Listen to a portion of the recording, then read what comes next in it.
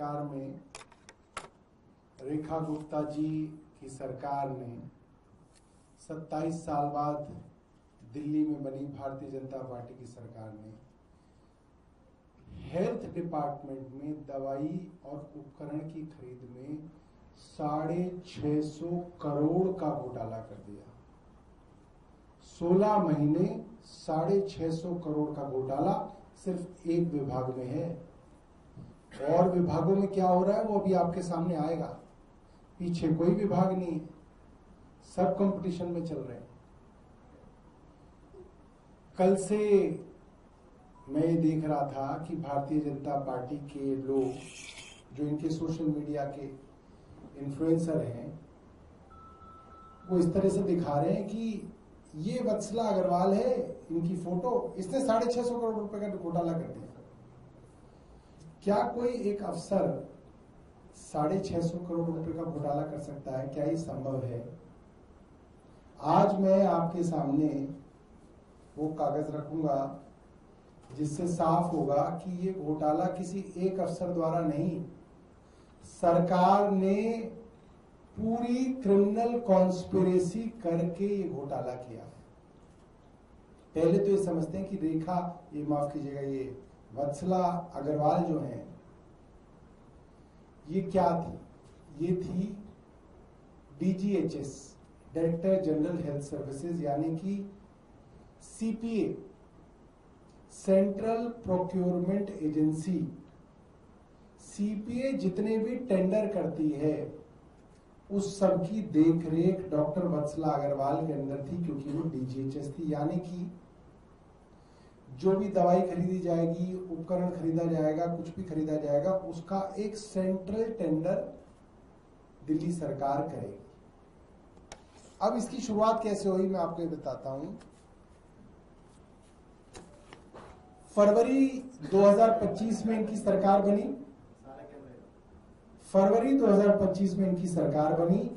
जुलाई 2025 की 10 जुलाई 2025 की मैं आपको मीडिया रिपोर्ट दिखा रहा हूं, और ये तमाम अखबारों के अंदर रिपोर्ट हुआ कि दिल्ली सरकार ने एक ऑर्डर निकाला कि अब कोई भी अस्पताल अपना कोई भी सामान खुद नहीं खरीदेगा, CPA खरीदेगा, सेंट्रल प्रोक्योरमेंट एजेंसी ही खरीदेगी।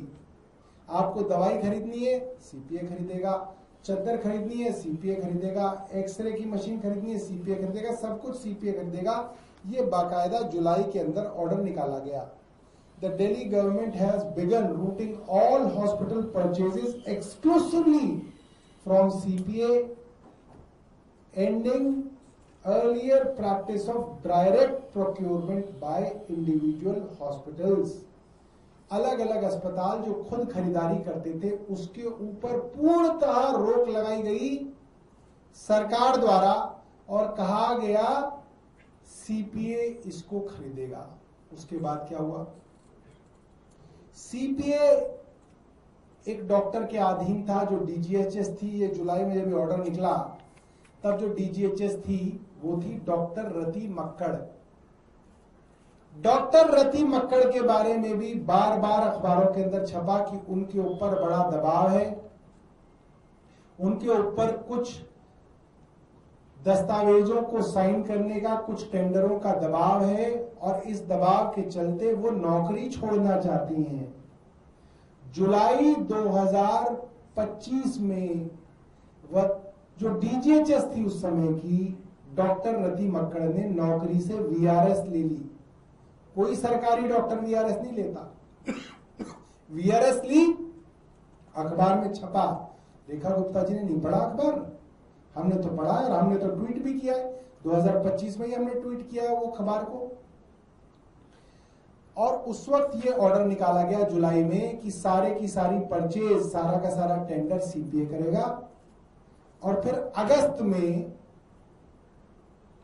रेखा गुप्ता जी की सरकार डॉक्टर वत्सला अग्रवाल को DGHS बनाती है। अब डॉक्टर वत्सला अग्रवाल कहां से आ गई?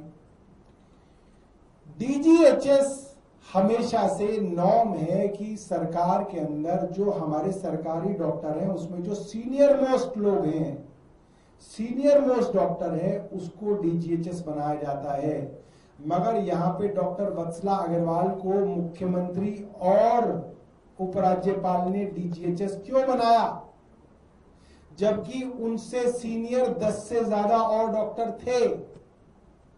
उन सबको बाईपास करके डॉक्टर वत्सला अग्रवाल के ऊपर हाथ रखा गया और उनको डीजीएचएस बनाया गया। क्यों बनाया, हमारा सवाल है रेखा गुप्ता जी से, एलजी साहब से। उस वक्त डॉक्टर वत्सला अग्रवाल की विजिलेंस के अंदर शिकायत हमारे विधायक सोमनाथ भारती ने की कि वो दिल्ली स्टेट कैंसर इंस्टीट्यूट के अंदर भर्तियों के अंदर गड़बड़ी कर रही है, भ्रष्टाचार कर रही है, और उस शिकायत पे उनकी विजिलेंस इंक्वायरी चल रही थी। उसके बावजूद आपने उनको इतनी सेंसिटिव पोस्ट पे लगाया। क्यों लगाया, रेखा गुप्ता जी चुप कैसे हैं? एलजी साहब क्यों नहीं बता रहे हैं कि क्यों इन्होंने वत्सला अग्रवाल को चुना इस सेंसिटिव पोस्ट में, जबकि वो एलिजिबल नहीं थी, सीनियर मोस्ट नहीं थी, उनके ऊपर विजिलेंस की इंक्वायरी थी। अब आ जाते हैं इस लूप पे। तो सरकार ने ये माहौल बनाया, सरकार ने ये अपने ऑर्डर निकाल के माहौल बनाया कि सारी की सारी परचेज अस्पताल खुद ना कर सके, सीपीए करेगी, और सीपीए के ऊपर एक तथाकथित भ्रष्ट अफसर को लगाया। सीनियर मोस्ट नहीं थी तब भी लगाया और उनसे आपने काम कराया। अब इन अफसर ने आकर इतने टेंडर करे जिसके अंदर लूट के बारे में जो आजकल छप रहा है वो मैं आपको बता दूं, जो एफआईआर में है। पोर्टेबल एक्सरे मशीन जो 10 लाख रुपए की आती है वो 33 लाख रुपए की खरीदी, और इसकी कितनी मशीनें खरीदी गई, 448 मशीनें खरीदी गई। तो जो 45 करोड़ रुपए की मशीनें आनी थी वो 148 करोड़ रुपए उसके लिए दिए गए। सी आर्म रेडियोलॉजिकल इक्विपमेंट 25 लाख का आता है मार्केट में, उसको इन्होंने 1 करोड़ 10 लाख का खरीदा। आप जब टेंडर करते हैं 25 लाख की चीज तो वो आपको 15 लाख में मिलती है, क्योंकि आप इतनी सारी खरीद रहे होते हैं। मगर यहां आपने 25 लाख की मशीन 1 करोड़ 10 लाख में खरीदी, और जहां पे इन सब मशीनों के लिए 1 करोड़ 75 लाख देने थे, आपने 7 करोड़ 70 लाख रुपए दिए। ओआरएस आपने देखा होगा, रेखा गुप्ता जी रोज ट्वीट किया करती थी कि हमने कूलिंग जोन बनाया जहां पे हम ओआरएस बांट रहे हैं। हर मंत्री इनकी ओआरएस की बात करता था। इससे पहले सरकारों ने नहीं बांटे ओआरएस, यही बांट रहे हैं। क्यों बांट रहे थे भाई? क्योंकि ओआरएस के अंदर मोटी कमाई करनी थी, इसलिए बड़ी तादाद के अंदर ओआरएस खरीदने थे। भाई अब आप अस्पतालों में कितने ओआरएस पिला दोगे मरीजों को? हर एक को ओआरएस ही कोई ना पिलाते रहोगे पूरे दिन रात। तो सरकार ने सोचा कि कैसे ऐसा किया जाए कि खूब ओआरएस खरीदा जाए। उसके लिए खूब ओआरएस बांटना है, उसके लिए पूरी की पूरी नीति बनाई गई कि साहब ओआरएस जो है हम जगह जगह कूलिंग जोन बना के बांटेंगे, और बांटे ना बांटे कम से कम कूलिंग जोन के नाम पे खरीदेंगे तो सही। तो आप सोचिए, इस सरकार ने पहली बार इतनी बड़ी मात्रा के अंदर ओआरएस खरीदे। मुझे बताया गया करीब 50 लाख ओआरएस के पैकेट खरीदे। मतलब अगर 2 करोड़ की आबादी है तो हर चौथे आदमी को ओआरएस पिला दिया इन्होंने। आप में से कितनों ने पिया है मुझे बता देना, पिया है क्या?